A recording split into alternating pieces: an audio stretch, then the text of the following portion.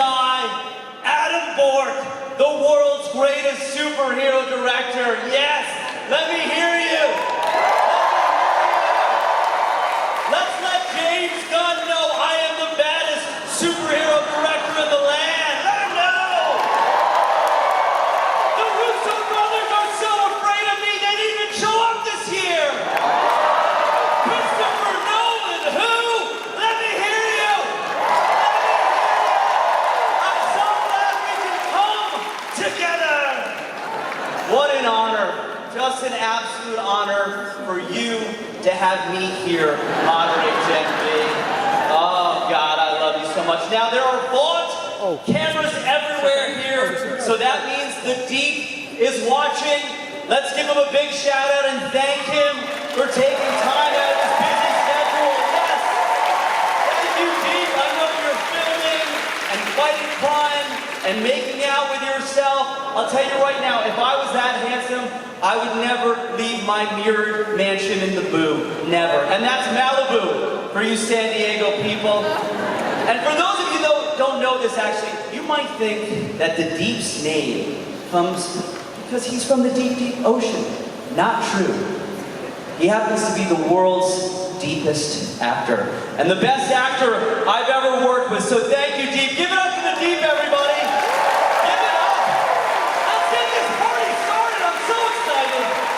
The world's greatest directors with his fans. That's where we're supposed to be.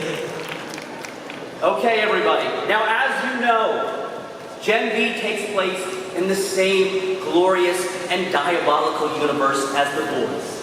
Season 1 took us deep inside the hallowed and deeply messed up halls of Godolphin University, where the next generation of suits learned that fame, power, and ethics, well, they don't exactly go hand in hand. We met a group of students who were the first generation who knew they weren't just gifted, they were engineered. There were jaw-dropping reveals. There was blood. There were soup-on-soup showdowns. There was blood. There were secret underground labs. There was blood, betrayal, blood, and moments that even featured a few friendly faces from The Boys. You're welcome.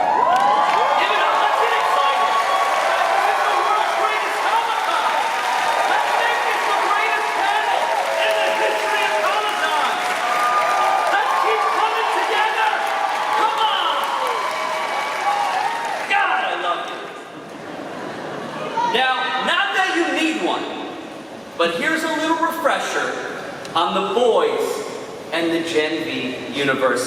Hit it, Tina! Welcome to Godolphin University. Maybe our panelists will. Let's not keep you waiting any longer. They're right behind this curtain. Let's do this the Godolphin University way. Let's get loud. Let's get Godolphin proud. Let me hear you, everybody. Get excited. Come on.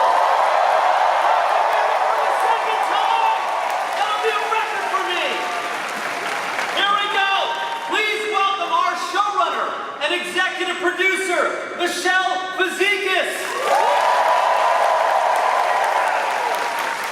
And now the cast. Here we go. Let's get Jaz Sinclair out here.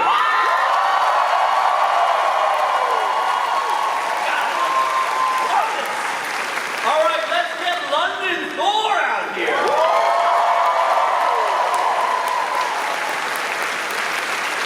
Let's get Derek Lou out here.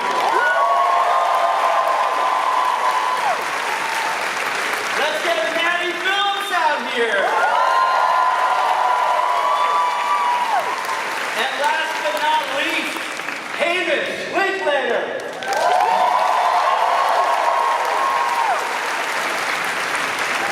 Gang, welcome. Welcome to San Diego Comic-Con. It's good to see the returning students. It's great to see some new faces.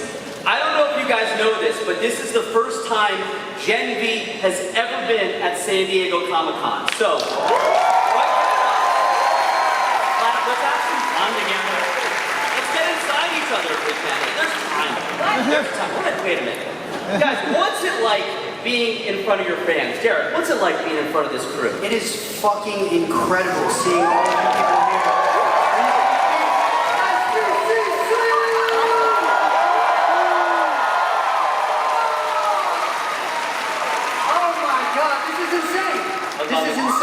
take my shirt off with you. I don't know. Take your shirt off. Should we do it? I'm gonna do it. If there's time. You do it. Oh, shit. Oh, my God. No, my back is too hairy for that. I won't do that. I'm balding and it sticks to my back. It's a thing. You don't want to see that. Now, Michelle, you recently announced that season 2 would be returning this fall on September 17th, everybody. Yes, write your calendars. What has the response from the fans been like? There's a lot of people who said, what is taking so long? Which is valid. Reddit really loves doing, would Homelander defeat Marie? Yes or no? Would Homelander defeat Jordan? Yes or no? No, I think mostly it's very positive and exciting. Yeah. That's great, that's great, that's great. Right answer. All right, Jazz, let's go back. Let's go back a little bit in time. Let's go back. I want to know what attracted you to this particular role of Marie and this very wild universe that is The Boys. Hi everybody. Yeah.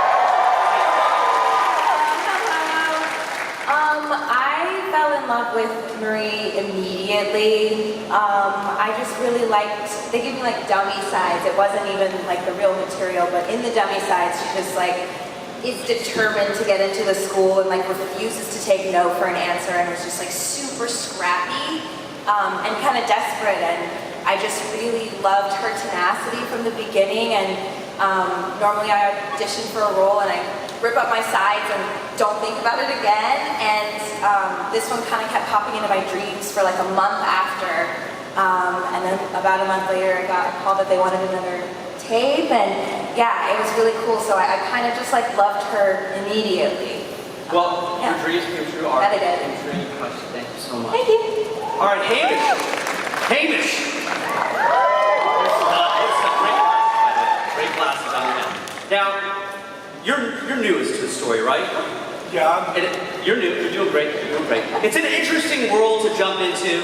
You're playing Godolphin's newest dean, head of academics, Dean Cipher. Can you tell us a little bit about him? Your initial thoughts when you first joined this sort of crazy series? I can't tell you anything about it. Great answer. Great answer. Thank you. I mean, I have one question, which would my dean beat the old dean? Which I also got from Reddit. And they said, you're going to have to act pretty darn hard. And I love overacting, so I said yes. That all tracks. That tracks. I saw the show and you're overacting. Thank you. Wonderful. He's incredible in this. You're going to freak out. All right. This one's for London and Derek. Now you both play. Yeah, hot up.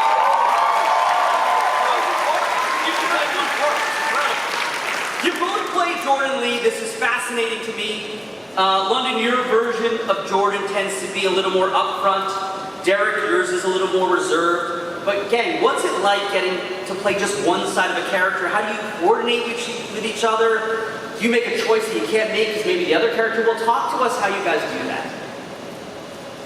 It's all telepathically. Yeah. Let's do it. Should we give him a little taste? Do it. Okay. Yep. I'm down. Don't tell that to him though. Okay, I won't. So what London said just now is she said she wants to take a nap and she wants to get ice cream after this. And I agree.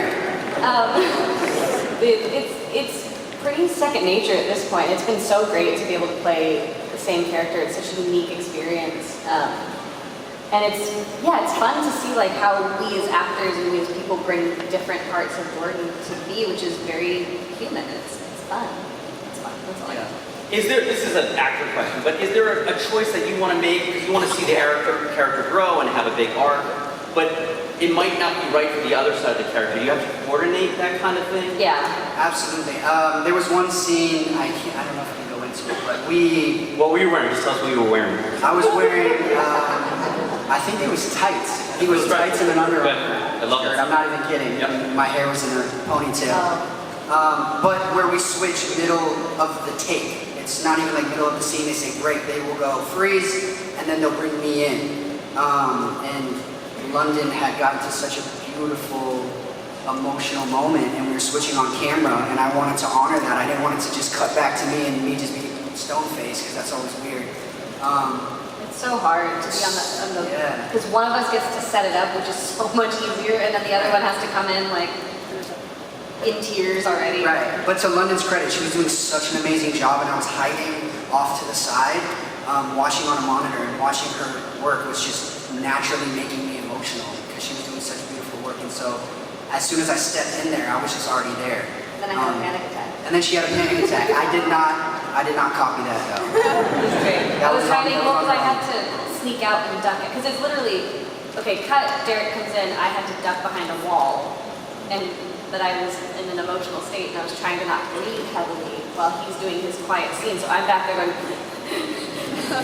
Oh, we heard you. You see all the stuff that these people go through. Keep it up for that. That's a big scene.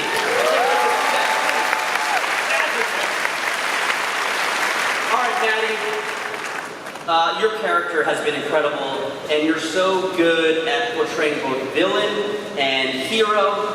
I want to know, what do you like doing better? You like being a hero or a villain? And is there a favorite moment that you love from this franchise?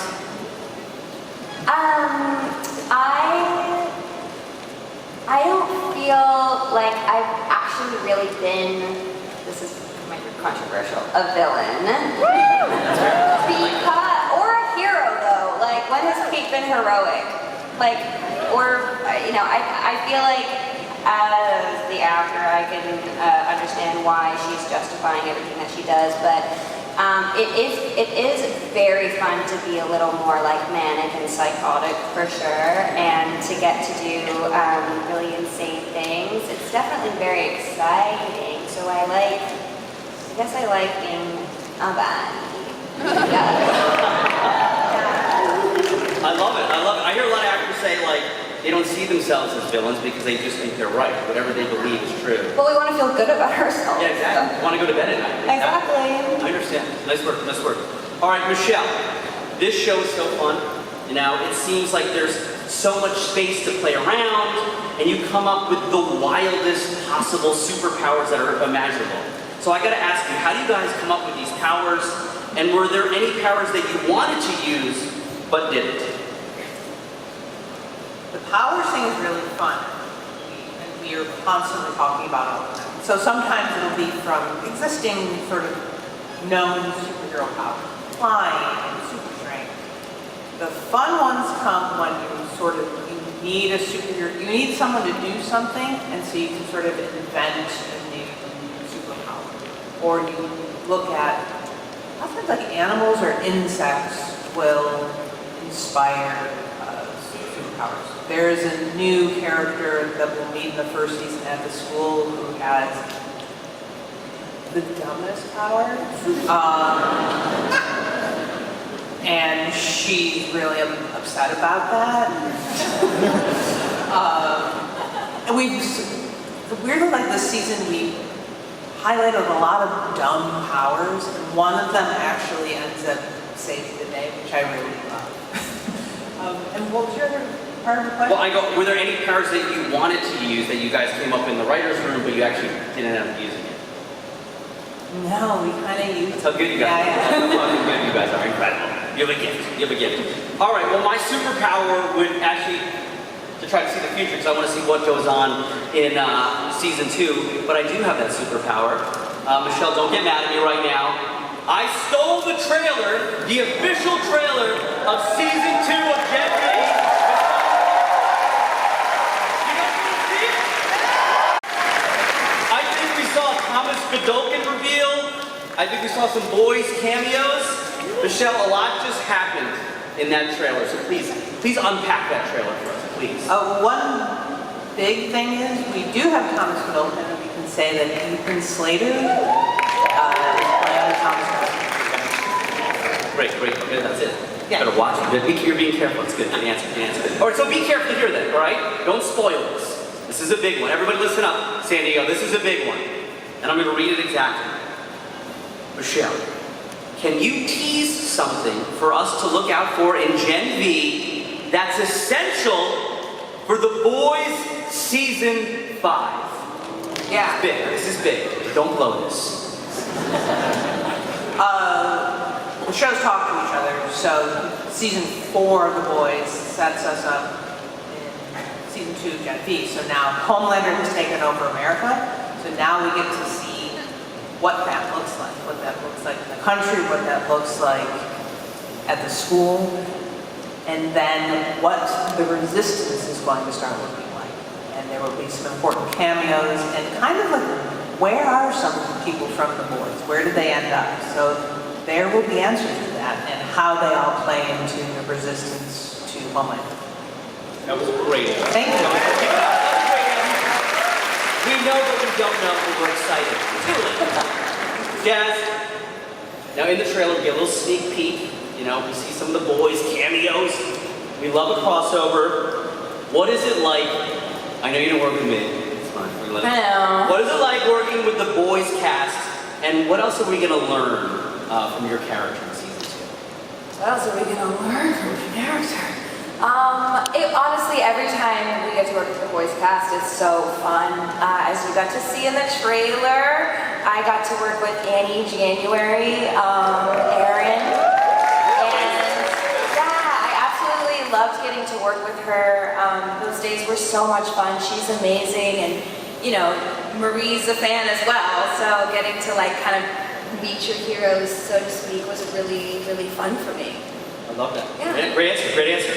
All right, Maddie, your character, Kate, she made an appearance in The Boys, season 4. Now, Adam Bourke was never good at math, because I'm an artist, so everybody listen carefully to this one.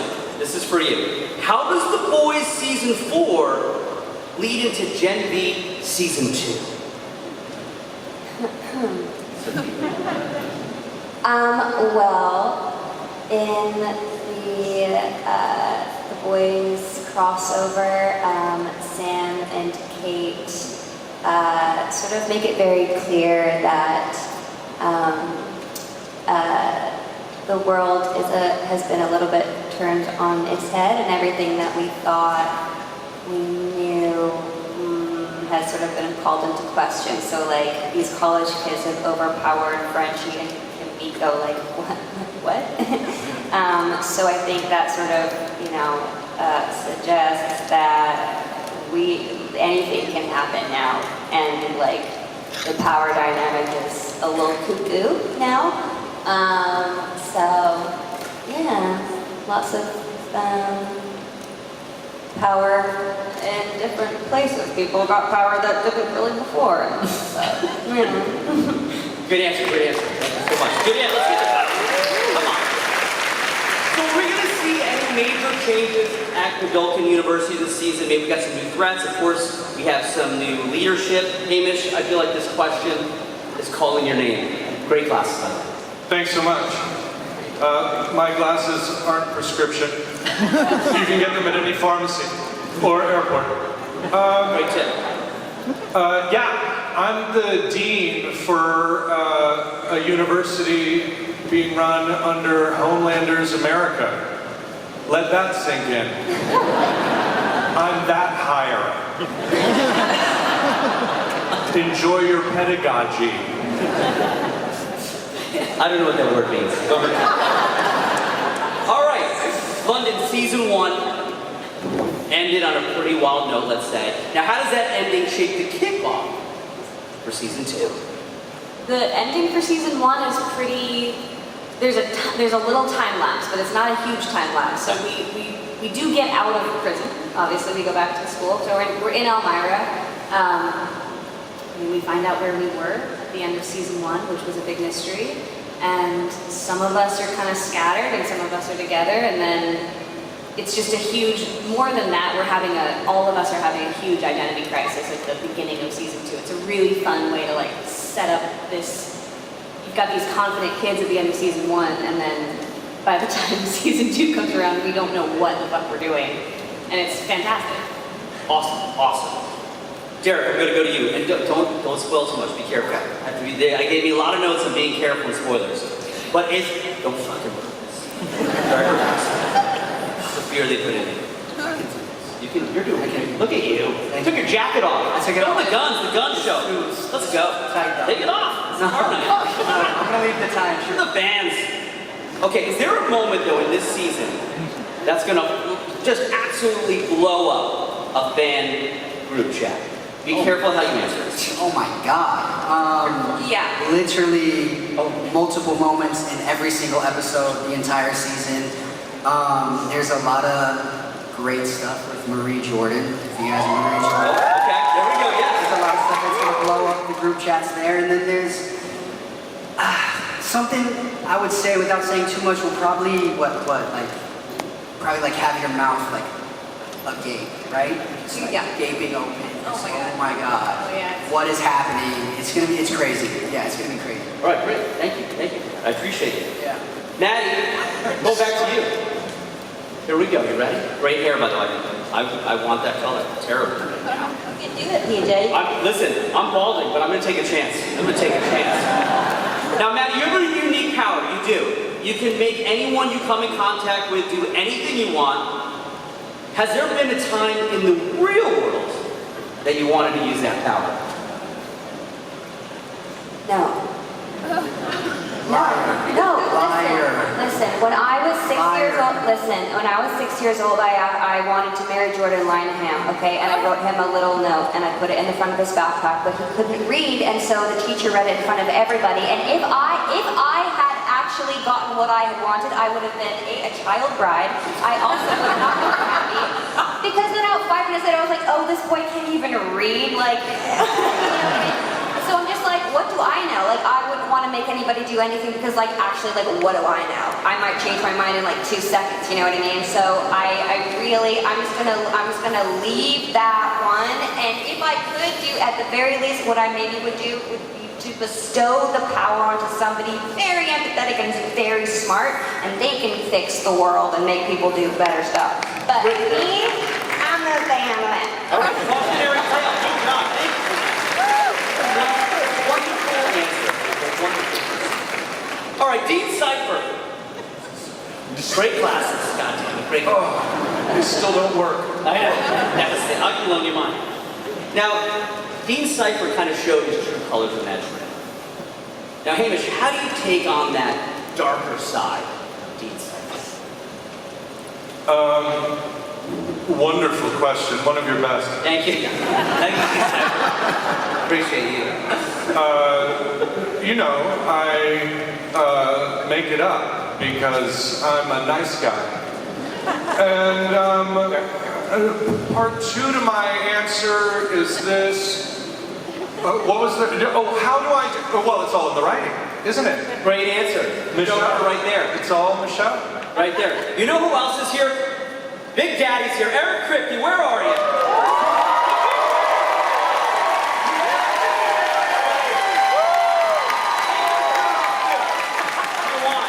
He's the biggest of all. So proud of him. So proud. All right, as a director, I don't have to act, but this is something I'm just so curious about. What is it like acting out your superpower when you're shooting a scene, right? Like, what's happening in your mind? You just kind of throw it out there, you pause, you think about family trauma, and you just wait for something to happen. What is it like being in it? Let's start with Hamish and just go down the line. What's it like acting out a superpower? It's very natural for me. Fair. Are you done? Yeah. Okay. Something that is actually very challenging about having to touch people, make them do whatever you want, is because there's so many close-ups on your hands. So your hands have to not tremble. So sometimes I have to limit my coffee intake, and I find that kind of hard sometimes. Nice. Derek? I'm fortunate that a lot of my powers are like throwing punches and blocking punches, so I kind of just I don't really have to imagine much. It's all happening. It's just all physical. It's all there for me. Great. Yeah. You have a gift to block and punch. He's very good at it. Well, that's credit to Coy. I know Coy's here. Yeah, Coy's here. Coy's here. He does all the stunts. Emmy winning. Stunt coordinator. Give it up for Coy. I don't know how we got him shirt off topic, but we're here and we're not leaving. London, talk to me. Okay. Yeah, Derek's very good at his superpower because he embodies you're just the best fight stuff. And ADR. His ADR fighting is fantastic. I think think for me, it was the hardest part of doing the show, was doing the powers, because I can't, it felt so silly, and then when we were doing it in the first season, I didn't know what it was going to, I still didn't know what it was going to look like when we wrapped. Like, what is actually going to come out of my hands? I had no idea. We didn't either. Right. I'm also got there.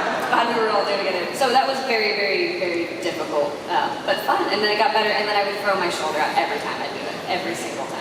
We're gonna look for that. We're gonna look for that. That's great. Jess, what about you? What's going on in your head? What's happening? See, I have the exact opposite experience to London, where I was feel so fucking cool every time I had to use my superpowers, because I'm a huge Avatar: The Last Airbender. Yeah, I watch it pretty much every day, and so anytime I get to like summon an invisible force and feel into people's blood or whatever they have, you know, written for me to do, I feel so cool. So I love it. That's awesome. All right, out there. Any Legend of Korra fans in here, by the way? Any Bowling fans in here, by the way? I don't know who that guy is. I play Adam Bourke. I'm Adam Bourke. All right, when you don't play, any superhero ideas for you? For like superpowers? Yeah. I think what I've learned on this show and from Eric Kirby is you don't want superpowers. They're terrible. They will make you a terrible person. But also flying. I would do flying. Great. Now, here's a question for you though. Is anyone this year going to be leveling up? Yeah. Is anyone going to lose control? Tell us. Yeah, I think there's going to be a lot of different types of leveling up. So some people are going to level up their superpowers, and some people are going to sort of emotionally level up or sort of figure out something new about themselves. And lose control? Yeah, always. I feel like you guys all lose control at one point or another. That's fair. Good answer. Yeah. Thank you. All right, don't get sad, everybody. But we're going to move on to our last question. Don't get depressed. But this question, though, is for everyone who's at San Diego Comic-Con. It's for all the fans in this room. And this is for everybody on the panel again. Now, if you or your character can walk the con floor in disguise, who would you cosplay as? And let's start again with Hamish, gray glasses, and just go down the line. Lion-O Thundercats.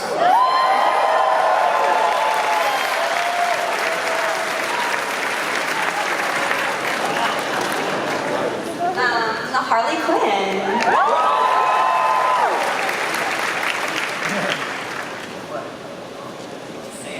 I would do Mark Grayson from Invisible.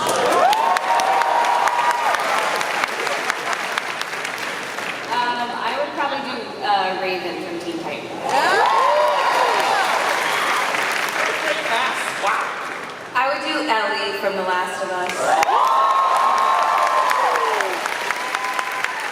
Real specific, I have a xenomorph mask that I made out of cardboard. I'm not kidding, and it's amazing. I would wear it. Smart, incredible. All right, before we say goodbye,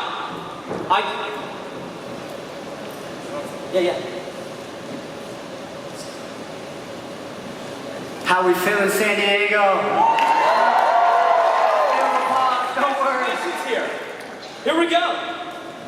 Okay. All right, Jazz. Marie has quite the first year in college. I think I personally would transfer, obviously. But nevertheless, the gang is back. Now, how does it feel to be back for another season at Godolphin University and another season of Gen V? Well, for Marie, it's bittersweet, I think. You know, she kind of came into season one pretty doe-eyed and trusting and nervous but excited, and then got her ass handed to her, and so I think she's a little bit more suspicious of the school and everyone in general. So that's how Marie feels. And then for me, I was like just super fucking excited to get to pick this character back up. She's just amazing and so dynamic, and they really gave me so much cool shit this season, so I feel great about it. Awesome. All right, Maddie, Kate's powers are tied to control and memory. What's the most challenging part of stepping into that kind of headspace?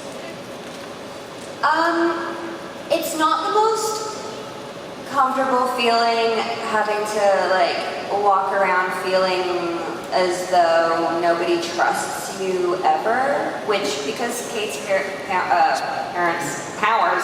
Kate's powers are invisible, so nobody knows when she's doing it or not. So everyone's going to be like not trusting of her, and if you don't have that, you can't have like authentic connection and relationships with people. So that's a very lonely place to be. And so I guess it's not the most comfy feeling, like, you know, getting into that kind of headspace. But again, like I do think the trickiest part is the shaking bit, is the trembling physically. That part is hard. Yeah. Awesome. Great answer. All right, here we go. Here's the last one, though. Now, Jazz, London, and Derek, we got to talk about our favorite couple, obviously. Jordan and Marie, give it up. What's it like working together, developing the chemistry? I mean, can we call it a throuple? What is it like working together? I don't know if throuple's the right term. I don't think it is either. Sort of, yeah, I don't know about that. Yeah. It's kind of a 1.5, 2.5. Yeah. I mean, Adam Bourke knows a lot about it, but I want to hear your take on it. It's fun. I mean, it's great. It's easy, and I feel like we always have great chemistry. But it's, you know, I think there's an element of like, I praise Jazz for being able to switch back and forth mid-take sometimes, because sometimes there'll be a kiss and then we'll have to switch, and she'll just have to stand there posed in the same position, and we'll have to come in and match. That part's challenging. And then there's stuff in bed too of like, okay, now just lay there. And then Derek comes in shirtless, and you're like, no, up a little bit. And then there's obviously like the height difference too of like, how do we match that? But it's, other than that, it's great. I love that. Gang, is there anything else before you go you want to share with the fans here at San Diego Comic-Con? Anything you want to share before you head out? We can't wait for you to see season 2. It is I want to share everything. I wish I could just tell you everything right now, but it is so good, guys. You are going to be so happy. Get ready for a lot more action. Yes. A lot more blood. Yes. It's just great. All right. I love it. All right. Before we say goodbye, this is big. I want all the fans in this room to please stick around, because after we let out our amazing panelists, we want to show you something that you're absolutely going to freak out for. So huge thank you to Michele, Jazz,